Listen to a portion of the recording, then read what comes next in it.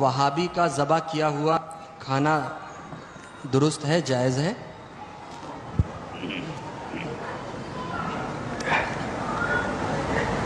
اب پتہ نہیں آپ لوگ کیا جواب سوچتے ہوں گے. اب خطرناک کوئی جواب آنے والا، خطرناک کوئی جواب آنے والا.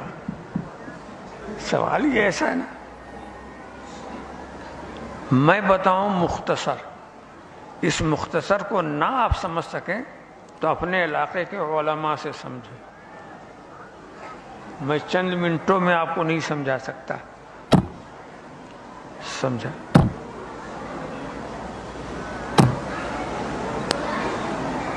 ذبیحہ جو حرام ہے وہ کسی کافر کا ذبیحہ،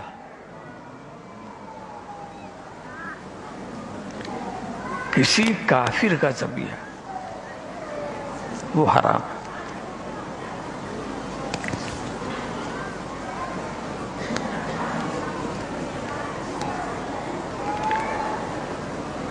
گمراہ بہت سے ہیں، گمراہوں کی لسٹ بناؤ تو بڑی لمبی چوڑی ہوگی.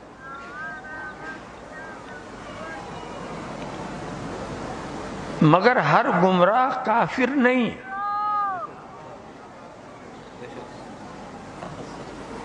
ہر گمراہ کافر نہیں،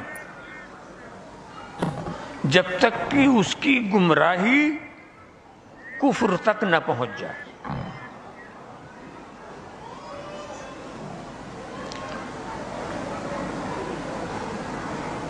کسی شخص کے بارے میں آپ کو یہ یقین ہو کہ اس نے کفر کیا ہے اور اس کفر کی آپ کو اطلاع شرعی ہو،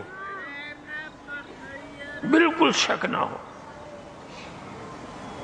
تو ایسے کے ہاتھ کا ذبیحہ آپ نہیں استعمال کر سکتے. مگر جس کے بارے میں آپ کو خبر ہی نہ ہو،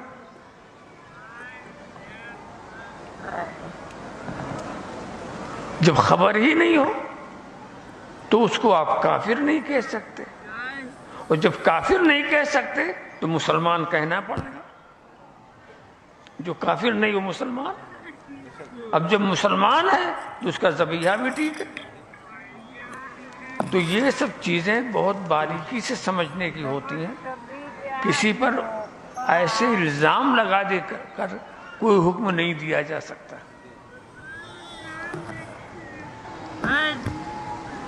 آپ نے وہابی کا نام لے لیا. وہابی ایک گمراہ جماعت ہے، اس کی گمراہی میں کوئی شک نہیں. اس کی گمراہی میں، مگر ان وہابیوں کے اندر کون درجے کفر تک پہنچا، ہمارے جلیل القدر علماء جب انہوں نے پہچان کرائی تو صرف 5 ہیں. درجے کفر تک پہنچنے والے 5 ہیں، اور ان کا کفر ان کی کتابوں میں لکھا ہوا، ان کی کتاب مشہور ہے. وہ 5 ہیں. ان کی پیروی کرنے والے جو ان کے کفر کو نہیں جانتے وہ بھی کافر نہیں. کافر ہونے کے لیے ان کا کفر جاننا ضروری ہے. یہ 5 تو ہیں وہ جنہوں نے کفر کیا، اور میں سمجھتا ہوں 5000 5 لاکھ ہوں گے وہ جو ان کے پیچھے چل رہے ہیں، مگر وہ جانتے ہی نہیں کہ انہوں نے کیا کفر کیا. جب جانتے نہیں تو اس کا کچھ نہیں، وہ گمراہ رہیں گے. ان سے بچنا ضروری ہے، ان سے گمراہ سے دور رہنا اچھا ضروری ہے، لازمی ہے. وہ سب بات صحیح ہے. مگر شرعی مسئلہ اگر آپ پوچھتے ہیں کہ ان کے ہاتھ کا ذبیحہ کیسا ہے، تو اس کے لیے تو کفر کا قطعی علم ہونا چاہیے، اور جو کسی کو ہوتا نہیں ہے. سمجھا؟ وہ نہیں ہوتا. بہت سارے مولوی حضرات بھی ہیں ان کو بھی نہیں ہوتا، وہ نہیں جانتے، کفر کو نہیں جانتے. اب سوچیے اتنی بڑی دنیا میں صرف 5 کو کافر کہنا اور باقی کو گمراہ کر کے چھوڑ دینا، اس میں بھی تو کوئی حکمت ہے، اس میں تو کوئی مصلحت ہے۔ تو آپ نے جو سوال کیا ہے ذبیحے والا معاملہ، آپ یقین جانیں اور امید رکھیے کہ جتنے ذبیحہ کرنے والے ہیں وہ درجے کفر تک نہیں پہنچے، لہذا اس میں کوریت کرنے کی ضرورت ہی نہیں۔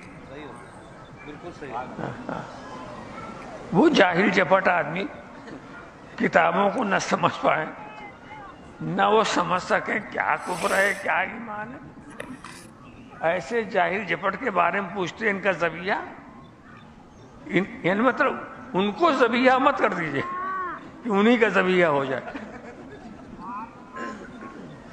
سمجھا؟ مگر ان کا ذبیحہ جو ہے شرعی نقطۂ نظر سے اس کے استعمال میں کوئی حرج نہیں ہے۔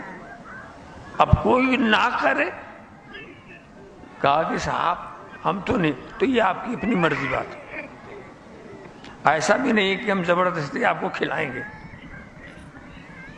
ایسا بھی نہیں۔ تو عام حالات کو دیکھیے، اگر ظاہری حالات کو اگر دیکھیے تو یہ لوگ صرف گمراہ ہیں، عوام جن پر کفر کے فتوے وہ اور ہیں، وہ اور ہیں، ان کا علم بھی یہ لوگ نہیں جانتے، ان کا صحیح نام بھی یہ نہیں جانتے، وہ اور ہیں، وہ اپنی جگہ پر، یہ صرف گمراہ ہیں، بھٹکے ہوئے ہیں، ان کو محبت اور خلوص کے ساتھ سمجھائیے، اپنے راستے پر لائیے، یہ ہمارا فریضہ بنتا ہے۔ سجدے بھی تھے، روزے بھی، زکوٰۃ و حج بھی، حشر میں کام نہ آیا کوئی رحمت کے سوا۔